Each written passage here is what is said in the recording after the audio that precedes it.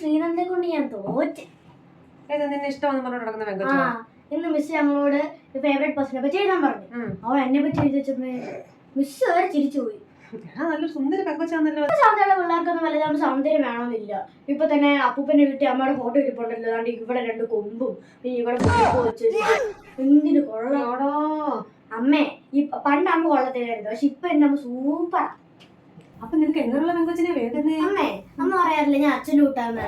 അപ്പൊ ഇനി അമ്മ പോലെ പെങ്കൊച്ചിനെ മതി. പക്ഷെ അമ്മയുടെ ദേഷ്യം അത്രയ്ക്ക് വേണം. ഇപ്പൊ തന്നെ ഞാൻ ഇച്ചിരി മാർക്ക് പറഞ്ഞ അമ്മ എന്തൊക്കെ വഴക്ക് പറയും. അത്രയ്ക്ക് ദേഷ്യം വേണം. പിന്നെ 5ാം ക്ലാസ്സിലെ മാർക്ക് വെച്ചൊക്കെയാണ് അമ്മ ഭാവി തീരുമാനിക്കുന്നത്. ബാക്കിയുള്ള എനിക്ക് അമ്മയെ പോലൊരു കൊച്ചിനെ മതി. ബുദ്ധിയുണ്ട്, നല്ല ജോലിയുണ്ട്, എന്ത് സുന്ദരിയാ. പക്ഷെ ഈ മാർക്ക് പറയുമ്പോ അമ്മയുടെ നാഗവല്ലി ഇതില്ലേ, അത് വേണ്ട. നമുക്ക് ഗംഗം എങ്കിലും മാർക്ക് പറയുന്നൊന്നും അത്ര വലിയ വിഷയമൊന്നും അല്ല അമ്മ. എന്ന് മിസ് വരെ പറഞ്ഞിട്ടുണ്ട്. മാർക്ക് പറയുമ്പോ പറയണ പോട്ട് മോനെ നമുക്ക് അടുത്ത പ്രാവശ്യം മേടിക്കാന്ന്. ഏതിന്റെ മാർക്കാ ഇപ്പൊ കിട്ടിയേ? മലയാളത്തിന്റെ മാർക്ക്. എത്ര മാർക്കുണ്ട്? എത്ര മാർക്കുണ്ട്? ഞാൻ എഴുതിയതല്ല ശരിയാ. ആ മിസ്സിന് തെറ്റിയതായിരിക്കും. അല്ല ഞാൻ വിചാരിച്ചോളല്ല പേപ്പർ ഫുൾ അക്ഷര തെറ്റാ.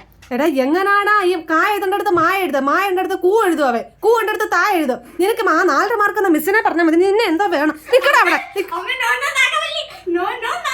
എങ്ങനെ എടാ നിക്കടാ അവിടെ.